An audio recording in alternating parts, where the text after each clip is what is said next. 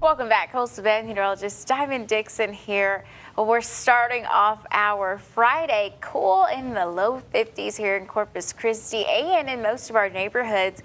We're also looking forward to sunrise in under 20 minutes, so we're starting to see kind of that sky break up just a bit to bring out maybe some sunshine. But what I will tell you is that even when those clouds disperse just a little bit, we will still feel cool. You don't have to worry about that. This cold front is definitely a little more impactful than the last one that we saw earlier this week. Well, looking at our temperatures and feel likes across the Coastal Bend, we're 53 in Port Aransas, Ingleside, the Naval Air Station, and here in Corpus Christi and Falfurrias, and 52 in Robstown and north of us. Mathis at 48, as well as Beeville and George West, 56 in Kingsville.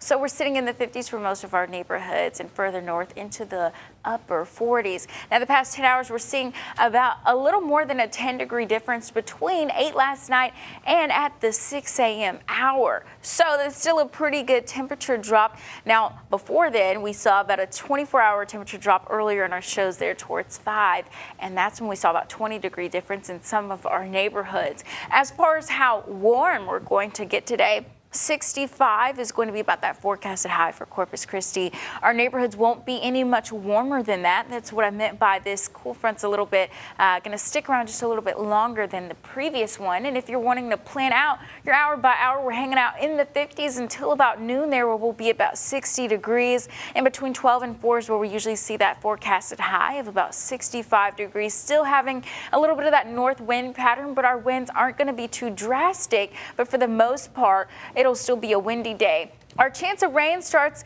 to increase over the weekend and early next week into Monday and Tuesday. We'll have our best opportunity of seeing rain between widely scattered and scattered.